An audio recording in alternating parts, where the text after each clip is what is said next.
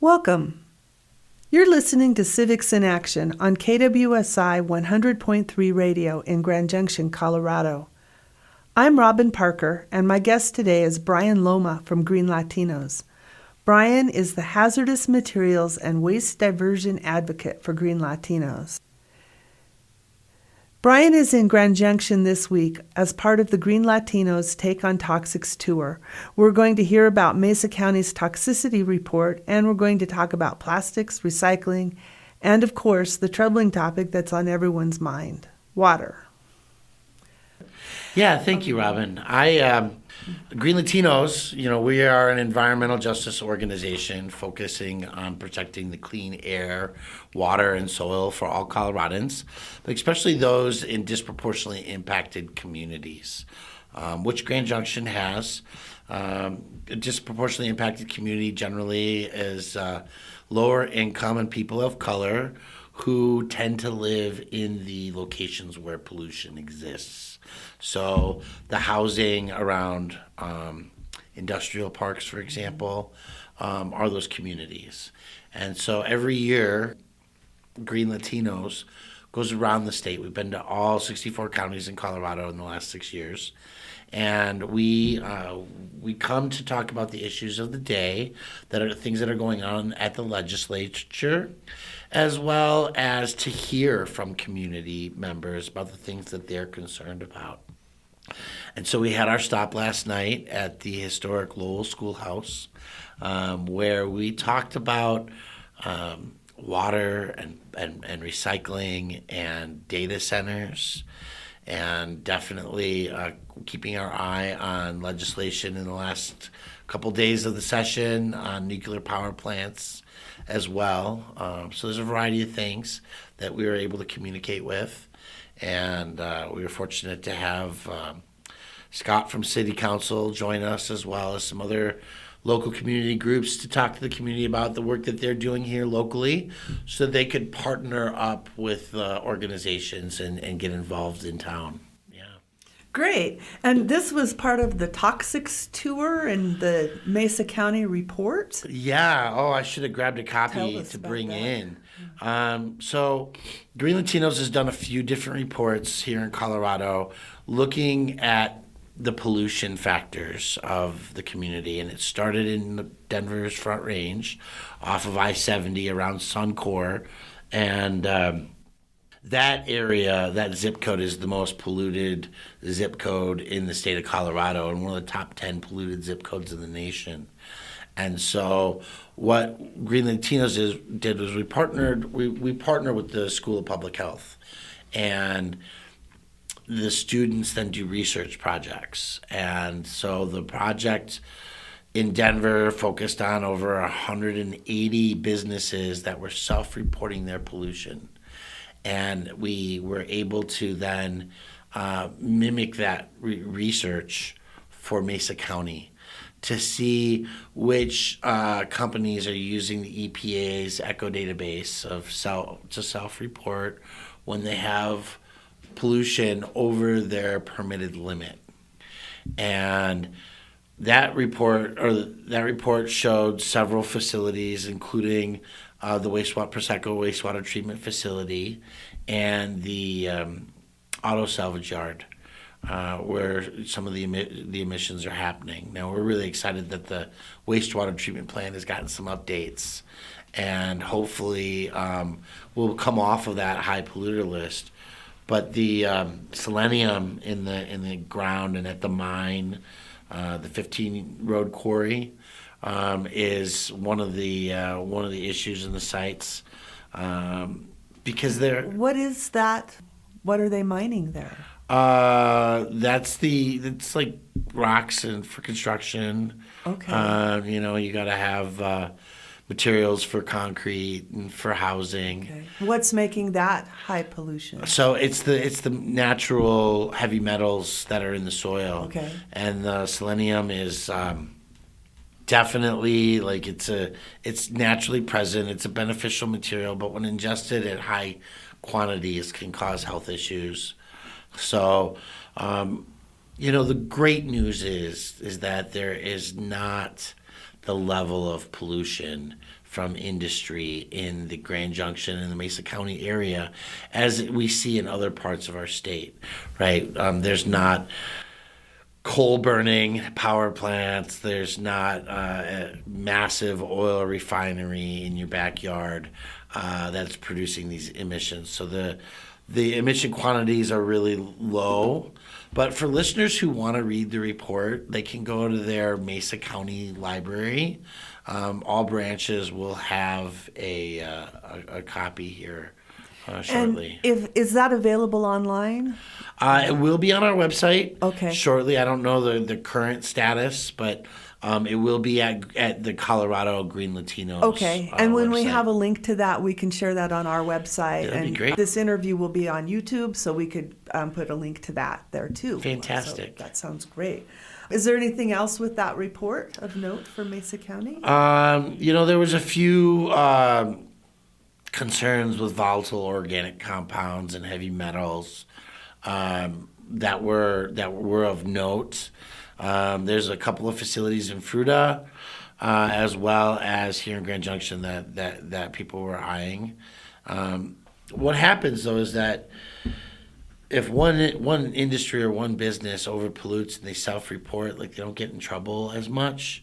But what happens is if you have multiple businesses that are simultaneously overpolluting, then there's a collective cumulative impact that happens with each individual business overpolluting, and then you have a collective overpollution. So it's something to watch. One of the recommendations is that members of Mesa County form a watchdog group and keep track of the emitters in the community and educate each other about what can happen for asthma and other cancer, other conditions when these emissions happen at a higher level than they're permitted. Okay. Citizens for Clean Air comes to mind for our local watchdogs for air quality. So that would probably be a good resource for people to get involved with if they wanted to know what's going on and help monitor that. So that would be one of our upcoming interviews too, is we're going to start visiting with the local environmental groups. I love that. Okay, all right. That's great.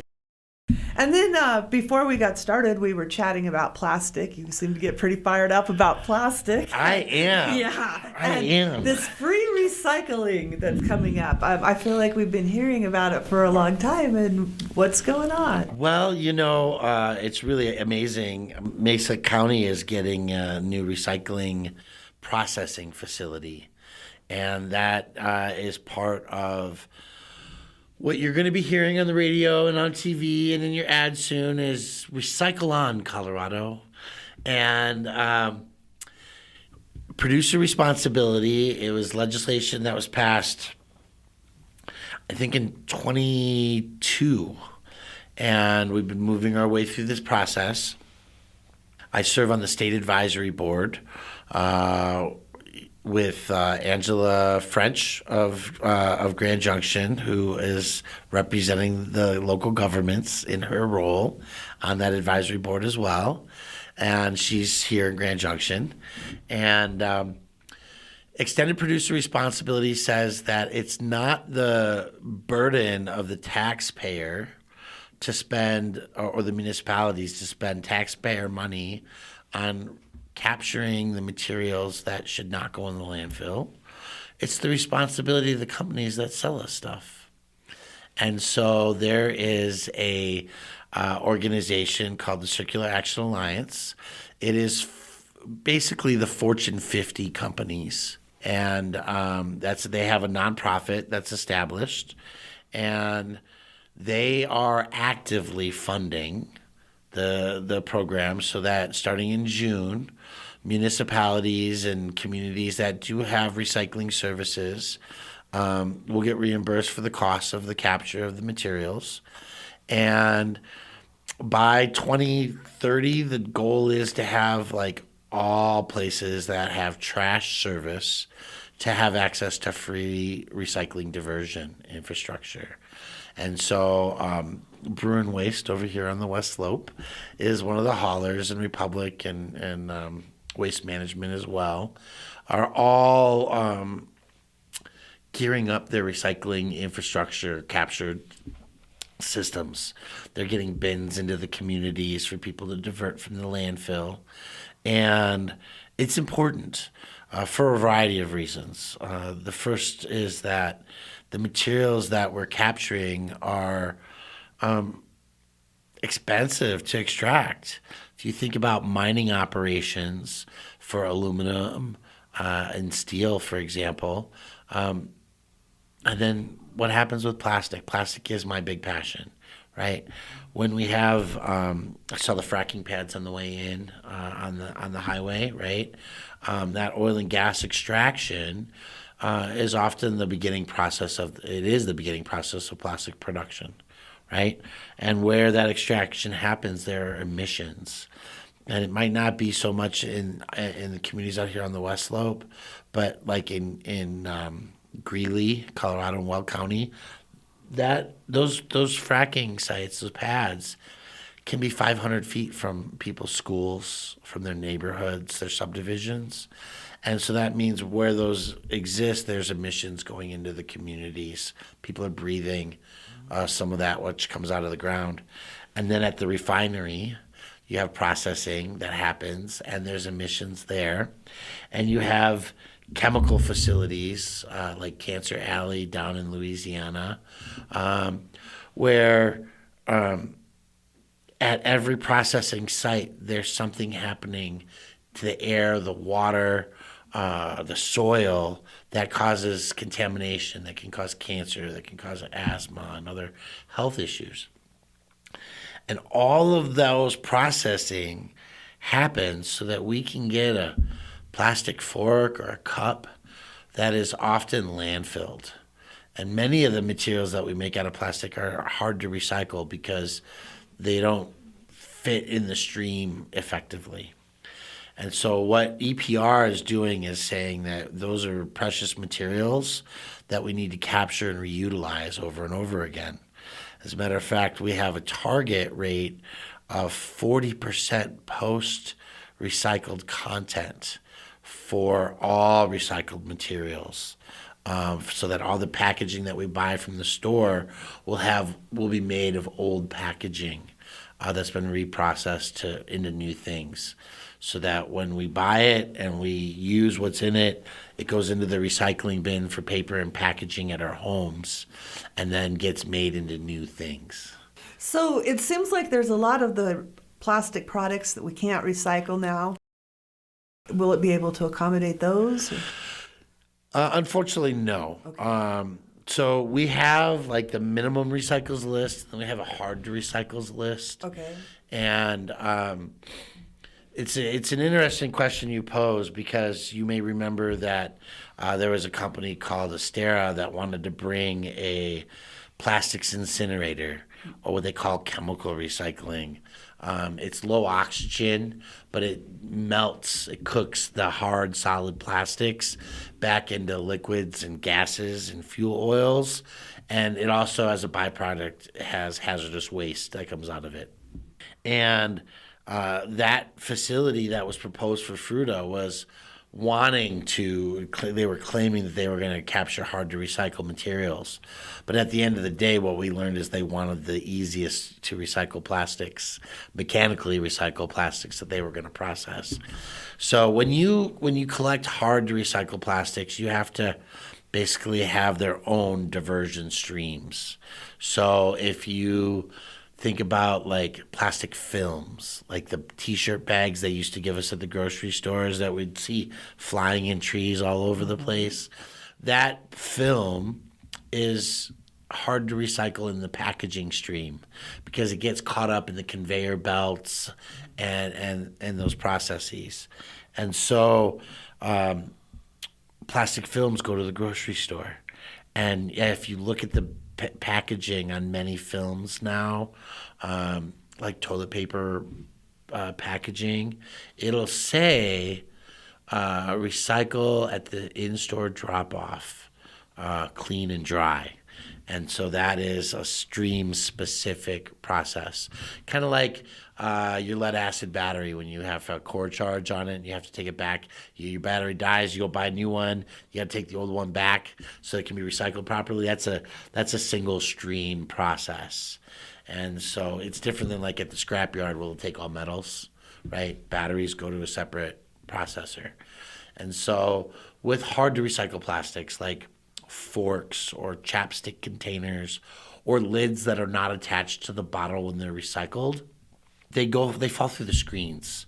There's a screening process at most recycling facilities. They call them MRFs, manufactured recycling facility, and the first step is usually to screen the glass and the smalls.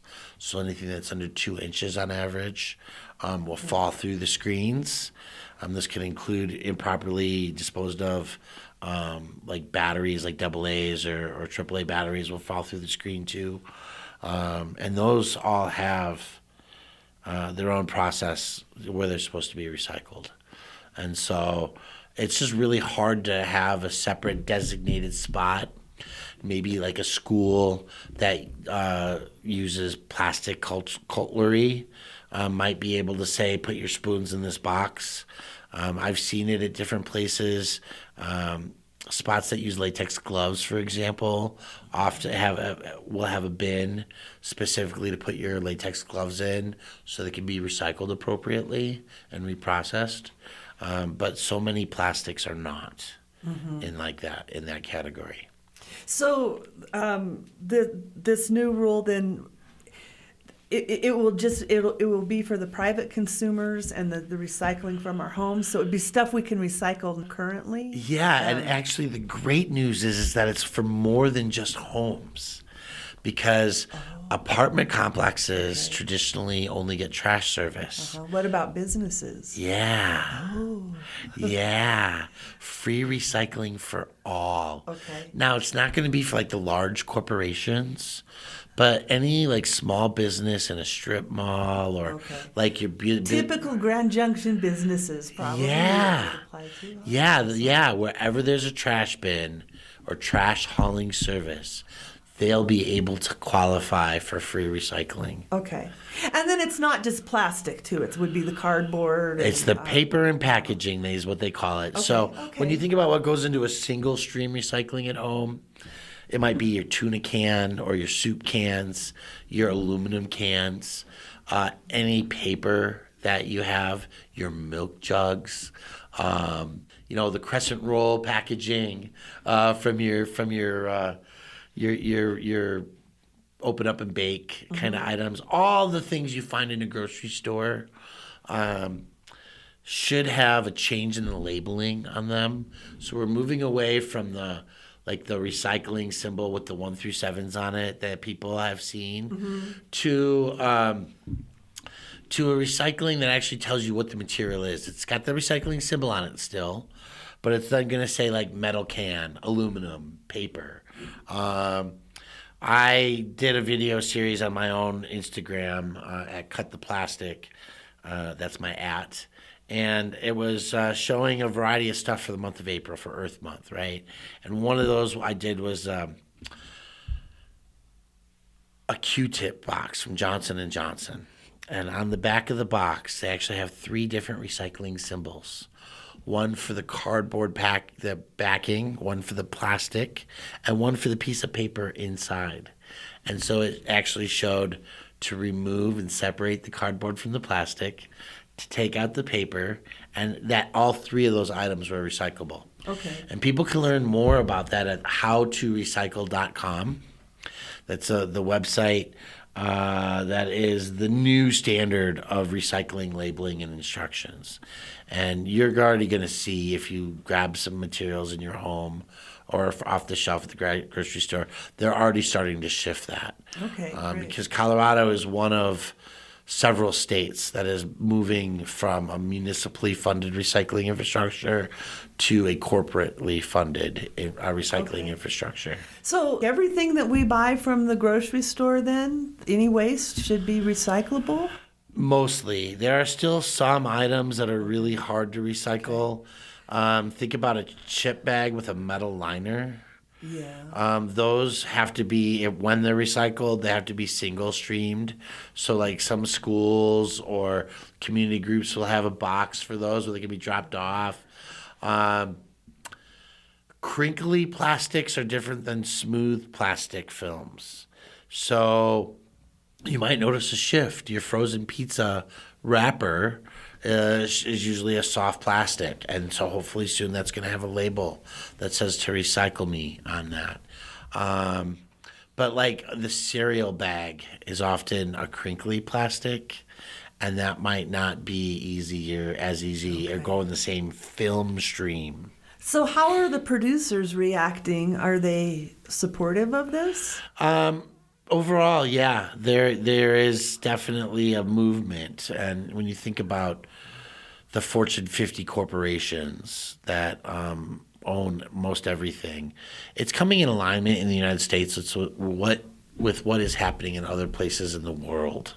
In Europe, the requirements to be responsible as corporations for the materials that they produce has been around for many, many years. And sometimes you'll see systems that have 5 or 10 bins to separate the different types of materials that are harder to capture and recycle.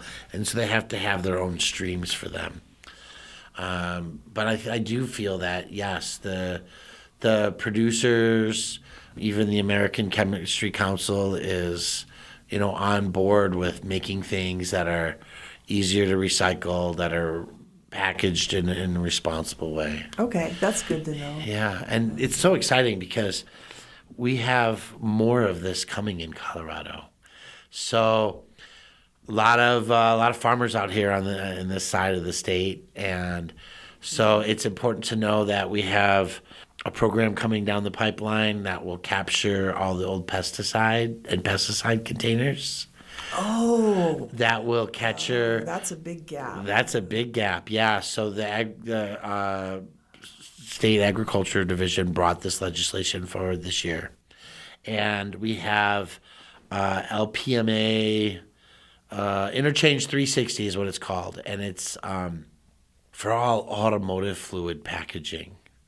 So whether it's a bag in a box or a 5-quart plastic bottle with automotive oil in it, all the fluids that are coming out of that process are going to have their own collection stations, because the oil and the fluids in them should not be mixed in the recycling stream with the food packaging.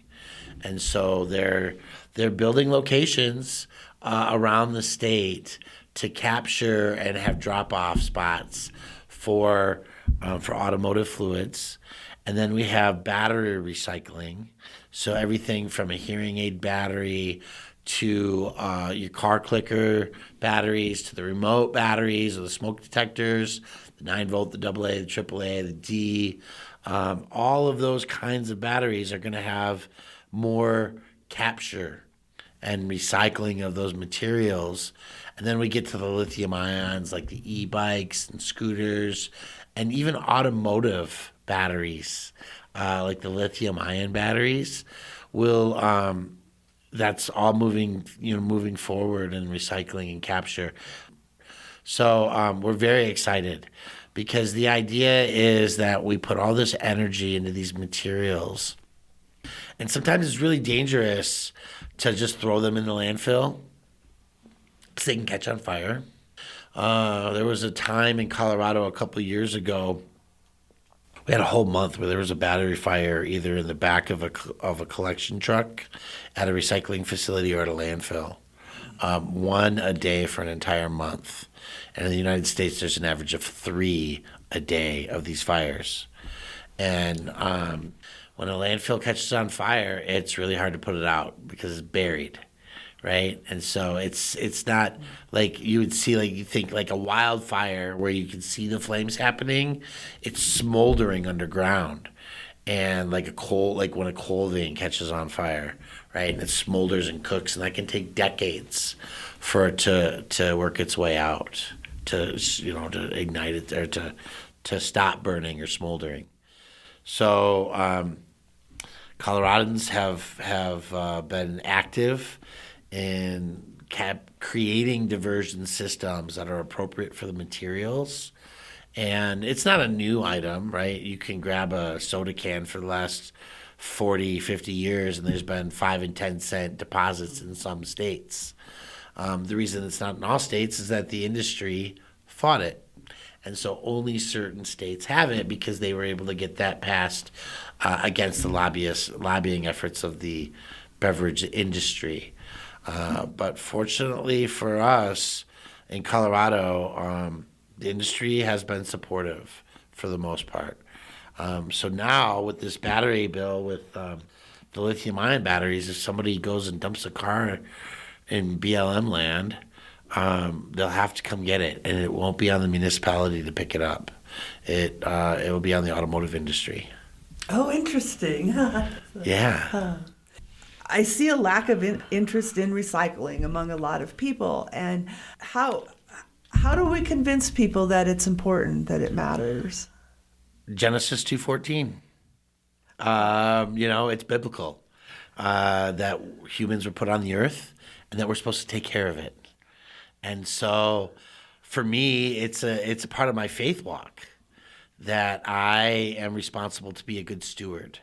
And not everybody's a Christian in the world, but other faiths, even our indigenous faiths, have a sense of moral responsibility to Mother Earth. And, even our current president has put tariffs on Chinese aluminum. And so it's to protect American aluminum. So when you recycle, you're protecting American jobs. There are more jobs in the diversion industry, recycling, composting, than there are in the automotive industry in the United States. So when you take something out of the landfill bin and put it in the recycling bin, you're creating and saving jobs. So there's lots of different reasons to care, whether it's your faith walk, whether it's your pride in being an American, and the American goods and materials and the American manufacturing infrastructure. It's not just about environmental responsibility. It's about the jobs your neighbors have. Okay, I love that. Thank you for that. Speaking of responsibility in our communities too, I think that leads to the issue of water, which is on everyone's minds now. And I'm wondering if you could address that with us some. I have a feeling, in our community, that people are at a loss. And obviously we can't even fathom what is happening right now with the lack of water and what it all means. But there's not been a lot of guidance from the water providers. There's a little bit about lawns and stuff, but where are we and what should we be doing? In the Front Range, we're on drought conditions, right? You're not allowed to water your lawn during the day. You're not allowed to water your lawn every day. It's like once or twice a week? Yeah, okay. Yeah. And we're teaching people about reducing the water consumption that your yard needs by getting rid of your grass. As a gardener, I have Oyas, OLLA. They're ceramic pots that are unglazed that you bury in the ground in your garden. So when you water, you're not sprinkling water all over everywhere for it to evaporate. You pour the water into a ceramic pot that's buried in the ground, and because it's unglazed, the clay will seep water into the ground around it, feeding the roots. So like a vegetable garden? You Yeah. Your vegetables? Yeah. So we'll have corn and tomatoes and variety of peppers and my garlic that I picked up in Salida last fall at the farmer's market and planted last You're fall. making my mouth water with that. Yeah. Homegrown garlic. So good. All of that is going to be served by the watering change and practices that I'm incorporating for my garden. So do we have water that we can grow some vegetables? There's enough water to get us through the season? Or I mean, there should be enough water to get us through the season if we're not over consuming it by, daytime watering of our lawns. And of course, every Coloradan has the right to 110 gallons of rainwater collection off of their roof on an annual basis. So many home gardeners are using that water in a responsible way to feed their gardens. Another thing is using compost. When you divert from the landfill and don't bury organic materials, you don't create methane emissions. And part of the reason that we're having this drought and all these concerns about water is the shift in global temperatures and the shift in global weather patterns. And so by diverting your organic material and having a pile in your backyard or using a paid service, you can create a soil content that helps to retain water in the soil. So like last fall when I was cleaning up the garden, I buried and rototilled into the soil both leaves and a compost material made from organic diversion that had sat in a windrow, had gotten to 80 degrees in temperature to kill all the bad bacteria and any seeds that might have been in it, so that we're not like planting dandelions in our garden through compost collection and things like that. And so when you mix that soil amendment into your existing soils, it's not only adding nutrients, but it's adding the capacity to carry more water, so that the natural snowfall and rainfall increase the water content of your soils. And so that's one great practice that people can do. Just like mulching your trees helps to retain the water. Also, not air sprinkling, watering, right? Using drip lines and direct application of the water to the places where it's needed are all great techniques that help reduce the evaporative loss of water. We know that some of the western slope water gets pumped to the Front Range, right? And so on the Front Range, we're being especially cautious. The water departments in Denver and Arvada and other communities have established guidelines and penalties where people will actually get ticketed or have their water shut off if they're caught breaking the rules. That's how serious it is in the Front Range, right? So we know that there's issues. And we just, some farmers are cutting down their farmland usages, right? I've seen stories of farmers that have taken a third of what they're used to growing as to what they're looking at growing this year. Is it more efficient for us to ditch our gardens and have the farmers grow our produce, or do home gardens make sense now? I mean, Colorado is the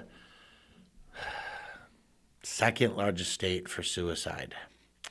And getting out into the soil is a mental health practice. It is. And so I would say that getting that time in outdoors, as much as it is important to get out to our parks, it's important to get outdoors off our screens. Touch the dirt in your yard. And touch the dirt in your yard, yeah.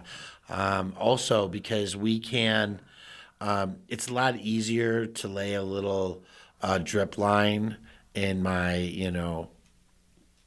tenth of an acre garden or whatever it is in my backyard than it is to run those drip lines on hundreds of acres of land.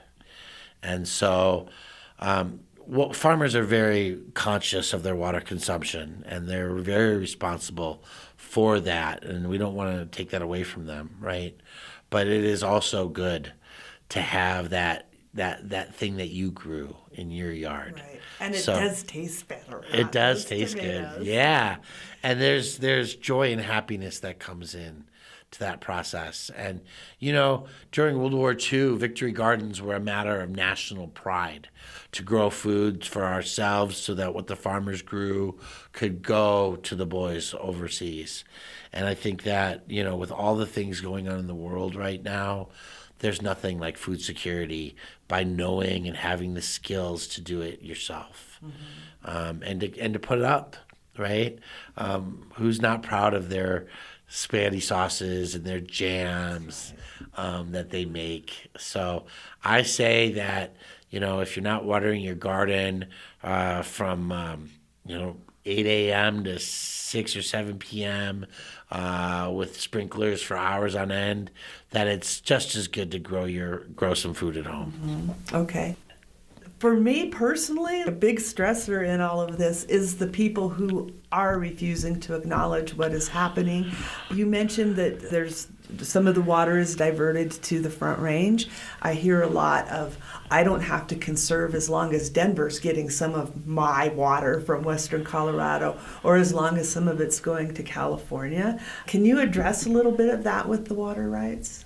I mean, the water always goes to California, doesn't it? Well, we can use it first, or, we shouldn't have to conserve for Californians. And I hear that a lot. It doesn't feel like people are ready to be serious about this. Well, when the tap runs dry and there's nothing left to drink, then I guess it'll hit bare bones, right? Do we have a responsibility for trying to sway people? And like you mentioned, a thing that is very troubling to me, like within my own neighborhood, I live in a neighborhood that has irrigation water, so we've paid our flat fee for the year, and people it's my right to take whatever I have paid for. And there's some pretty magnificent lawns that I'm seeing, now that blindingly green, people watering during the day, and we don't have penalties or anything. We've been getting letters from the irrigation companies telling us that, if we don't conserve now, we are going to run out, and they are going to have to shut off our water because they do need to keep something going downstream. And it's so aggravating. Yeah, well, Colorado is a very unique situation, and it's how I ended up here, because we have first in time, first in right rules, and it's not riparian rights, it's water rights. And so those irrigation, the water companies telling you to conserve or they're going to shut it off when we run out, it's not an if, right? And you said it yourself, when, right? And that is the reason that was built, those guidelines and the way that the Western water works is because there will be times when we run out of water. And there are towns in Colorado that have stopped selling water to like trailer parks that are not on water lines, right? And people have had to find other towns to go to get water. It is a real issue. And, I mentioned the Bible in Genesis 2:14 earlier for good stewardship of our planet, for the materials that we mine out of it, but also what comes to us, right? Colorado's got that unique situation that we are like an island. We only get what comes from the sky. And while we might have been blessed to have extra water at the end of April and early May with late snowfalls, it's not enough. It's not enough to make up for the whole year-long lack of snowpack. And Denver moved water from one reservoir to another because the evaporation rate was worse at one reservoir than it is at another based on elevation and things like that, that it was to conserve enough for 15,000 households. that's not a big number when you think about the millions of people that live in Colorado. But it was that important. Well, it's a lot of waste if that much is evaporating. Yeah, well, and it's natural, right? The sun comes out and it heats up the water and it evaporates. But like, they killed off the fish of a whole reservoir in order to move the water, right? Like there was a whole nother thing going on. So I think to the question of your neighbor, right? It's a matter of being a good neighbor. And that is what we communicate all the time. And if it matters to somebody that they have their neighbor that's like that, then maybe it's, go talk to the pastor about what comes out of the pulpit, right? Or asking the irrigation company, the water company, here's somebody who's not taking your words of advice seriously. Because sometimes we need authorities to tell us, right? Mm-hmm. It's all fun and games until somebody shows up that is got the authority to chastise us or to penalize us. And those penalties that come can make a difference. That's why, they say we have a judicial system to rehabilitate people's mentality and thinking so that they'll behave better. And we wouldn't want to put somebody in jail for watering their lawn, but the concept of the processes, right, of how we reach out, it's the same as going out and telling other people about your faith, right, and trying to bring people in to the faith. You got to bring people into the understanding that the water is precious, that the earth needs us to take care of her. And we're all in this together. Community. Yeah. So I tie these things to my belief systems, right? For me, that works. It doesn't work for everybody. But it is a methodology of communicating and understanding how we communicate to one another in love and caring, to bring people to the table and not just yell at them. Mm-hmm. I feel like just yelling at people, so I really appreciate your perspectives. Yeah, we kind of bring it back around. Sometimes it feels good to go out and yell. Or, I think about the movie Office Space where they beat the fax machine with their bats to get the stress out, right? Yeah. Sometimes that's okay too, right? If it doesn't harm another person. But at the end of the day, not having water is going to harm a lot of people, right? And they're going to shut off. They can shut off the tap in Colorado. And if the water doesn't come out of the mountains because it's dried up, right, then that's when it hits the fan. So I think doing our part to make sure that, the water continues to flow downstream, that we have some capacity to beneficially use it for ourselves, but that we take our share and not more. Mm-hmm. Right? That's what the whole of Colorado water law is all about. Okay. We just had a big success, didn't we, in Colorado with defeating something? Yeah, and it ties to the water very specifically, right? Because if you're on your Instagram or your Facebook or your even, this show's on YouTube, which means that it's stored in a data center somewhere. And those data centers have, they're computers. They're full of computers. The room's full of computers. And that means that they have to be cooled because they get hot. And there's two primary ways of cooling. We have closed loop systems and we have evaporative systems. In a closed loop system, they use often chemicals, forever chemicals, as part of that process to run cooling lines through a system that keeps the machinery operating. The other methodology is evaporative water cooling. So they air condition and they run off the water, kind of like a swamp cooler, right? Where the water evaporates and it ends up east in the air where maybe it'll condense and re-water. But these data centers can use as much as a town's worth of water a day. Wow, I can't even fathom that. Yeah.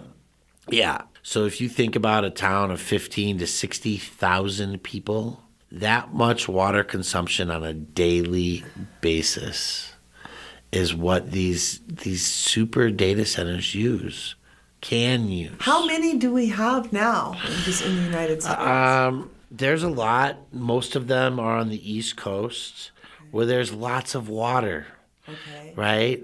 Because the water flows to the ocean, right? And Colorado is unique because we don't have any rivers flowing into Colorado. It's all on an outward bound gravitational pathway. Right? From our snow that we've learned doesn't now come all the time. That's right. And so, on Thursday, it was May 7th, House Bill 1030 was defeated in committee. That legislation would have catered, would have called to data centers to come to Colorado to receive millions and millions of dollars of tax breaks. And we're already in a fiscal crisis in Colorado. So those tax breaks don't make sense to most Coloradans to give our money away to corporations, right? And quite honestly, for some of these corporations, the tax breaks don't matter. There's one in the Front Range in Denver that's being built, and they bypassed all the processes of community engagement and involvement because they didn't want the tax breaks. They just wanted the building and the access to the Denver's water, right? Now, the city council is looking at a moratorium on these facilities, banning them, in fact, new ones from being built because we don't have the water, right? And so, yes, Denver get the Front Range, not just the city and county of Denver, but all the communities in the Front Range have access to much of that water. And it's different than like your irrigation here. In Denver, our irrigation focuses on second consumption. So it's been showered, it's been dished, it's been toileted. And then when it goes to the wastewater treatment, it's processed, but not in a way that makes it potable or drinkable anymore. And then they pipe it through a separate pipeline system for those golf courses and facilities that would be using it as irrigation water. And we want that same consumptive use for any data center that exists, right? It's not the first use, but it's a pipeline of separated second consumption, reclaimed water. But these facilities, they're growing in size. It used to be that a data center might be, an office building that was next to you and you didn't realize that it was a data center. Small buildings, air-cooled, maybe some water cooling in that process, but not to the consumption rates that we would be looking at for these, ranch-sized properties. And I use that, because when you think about a ranch, you're thinking about hundreds of acres, not, 5 or 10 or, Right. The size of a warehouse. And you can look it up because Utah just approved one. And it's supposed to be like the largest one in the country. And it's going to be like, bigger than a football stadium. It's hard to imagine how.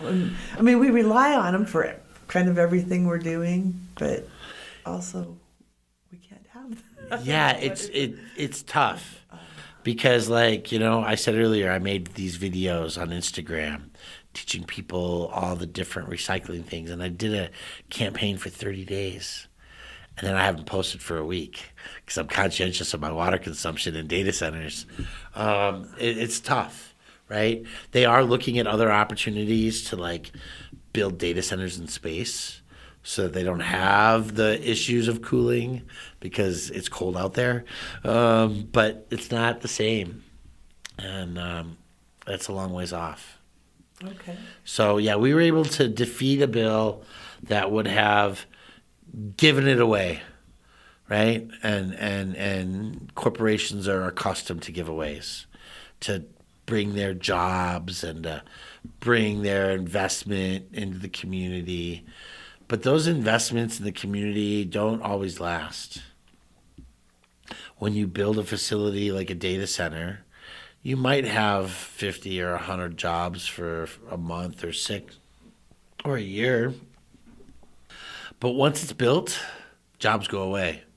You have 1 or 2 people, maybe 5, that are on staff managing and maintaining it year round. But it's not like an economic boom for communities.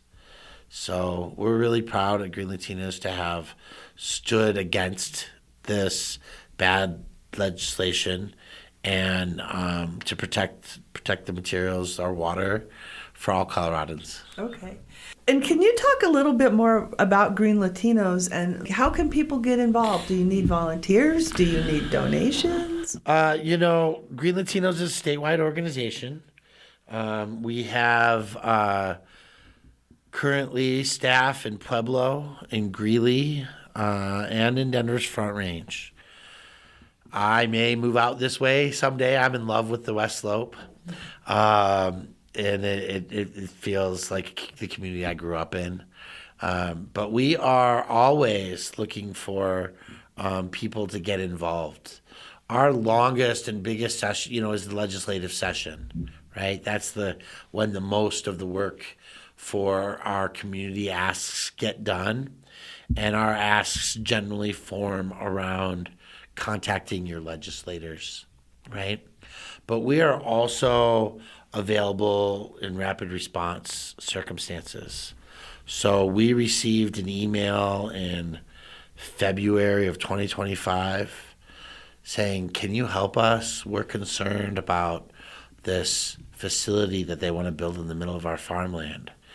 And I popped on the Fruta message board and got connected with some people. And a couple days later, we were answering, the Zoom call. We're meeting with people, meeting in a living room, and giving them constructive ideas on how to organize. And they did, right? The people, the community represented themselves in such a way that the community of Fruta has the reputation of being one of the strongest and most organized against a bad project that would bring pollution into their community. So we're there for rapid response. We're there year round, right? This toxics tour that we do goes on through September as we bounce through different communities around the state. And we're always looking for people to be involved in rulemakings. Rulemakings is another space that GreenLatinos is actively involved in. 2 of them that have happened very recently are Rule 30 and Rule 31. And they impact the air quality out here. Rule 30 is the air emissions around extraction sites, oil and gas. And 31 was the air quality at landfills. So in Mesa County here, the landfill has 2 different depository methods. You bury things that are your trash or undiverted materials, because much of what goes in the landfill is recyclable. And when we think about recycling, we think about composting being recycling too. You're taking the materials that came out of Mother Earth that are organic and turning them back into soil so they can grow the next things. And at the Grand Junction facility, there is organic diversion. So you can divert your yard waste, your grass and your tree branches and things like that. They also probably would be taking things if there was a fire and they needed to haul those things out of the forest. Summit County organic pad started because it was diversion for the forest fire materials to be broken down and turned into soil so that they could be put back out into the forest or in other uses to protect the water retention capacities. So Rule 31 with the landfills regulates the flares. And because anything that gets buried in the landfill is going to break down over time. And food takes 6 months to 40 years, organic materials to break down. But when it does and it's buried, it creates methane. All the other things that are put into the landfill that are breaking down, they escape on the coattails of the methane. And so when that methane is coming out of the landfill, we have what we call gas collection systems, GCCSs. It's gas capture and control systems. And so they basically are lightly sucking out the gases. When I say lightly, it's got to be done at such a rate that it doesn't cause a fire, which if you suck on you introduce oxygen if you draw too hard, and then that can cause things to ignite or smolder underground. So the methane, as it comes out, is 80 times more impactful on the climate temperatures than carbon dioxide is. So when you put organic material into a pile and you create compost out of it, it gets hot, it cooks, it gets to 180 degrees. There are CO2 plumes over those piles. But again, methane is 80 times more powerful as a greenhouse gas than the carbon dioxide is. And so under the state legislator's guidance and Governor Polis's guidance, we have plans to reduce our greenhouse gas emissions. And one of the ways that we're doing that is by regulating the landfill and the type of destruction device that is used at a landfill. Because an open or matchstick flare doesn't control the time, turbidity, or temperature to ensure that the methane, the hazardous air pollutants, the VOCs, and all the nasty things that are coming out of the ground are destroyed effectively. So landfills have to change over to closed destruction device systems when their methane emissions reach high enough of a level that they would be able to destroy those emissions without adding a supplemental fuel and increasing the cost of igniting that. So what that means is that when the methane coming out of the landfill is strong enough to burn itself, then it has to be destroyed. And with that destruction is all the hazardous things that come out of it. And so these closed destruction devices ensure that the destruction is at 99%, so that the communities that live around it aren't being induced with negative emissions. In those rulemaking processes, sometimes it's negotiated between the parties. And sometimes, like at the Colorado Parks and Wildlife sessions where the rulemakings happen, people could testify directly on each item that they're making a rule on. And the public opinion can sway commissioners to vote based on best practices and not necessarily on what, some people's feelings are and how they should, can force the direction of science, which, when it comes to controlling animal populations and hunting licenses, like hunters want the science that says that I get to go hunting because we're controlling our populations of wild animals at a level that's safe for our state to have them continue to exist, right? Sometimes that means that if a herd got sick, maybe we're not harvesting as many out of that herd.